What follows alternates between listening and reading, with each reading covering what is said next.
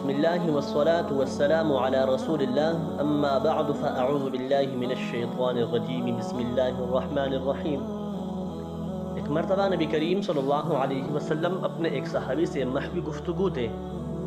اس دوران وحی آئی کہ یا رسول اللہ صلی اللہ علیہ وسلم، یہ شخص جو آپ کے ساتھ بات کر رہا ہے اس کی عمر کی صرف 1 ساعت اور باقی رہ گئی ہے۔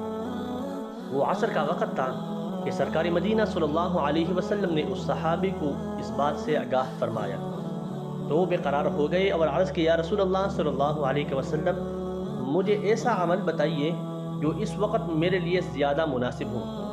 سرکار مدینہ صلی اللہ علیہ وسلم نے ارشاد فرمایا، اشتغل بالتعلم، یعنی علم حاصل کرنے میں مشغول ہو جاؤ۔ تو وہ علم حاصل کرنے میں مشغول ہو گئے اور مغرب سے قبل انتقال فرما گئے۔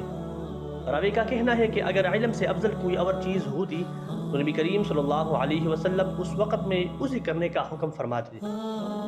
محترم سامعین، اس بات سے یہ بات بخوبی معلوم ہو گیا کہ نیک اعمال میں سے سب سے افضل نیک عمل وہ علم حاصل کرنا ہے۔ اگر ہم کو زندگی کے کچھ لمحات میسر ہیں تو آئیے علم حاصل کرنے میں مشغول ہو جاتے ہیں تاکہ ہمارے زندگی کے یہ مختصر لمحات علم حاصل کرنے میں صرف ہو جائے۔ اللہ تبارک و تعالی ہم سب کو عمل کرنے کی توفیق عطا فرمائے، آمین۔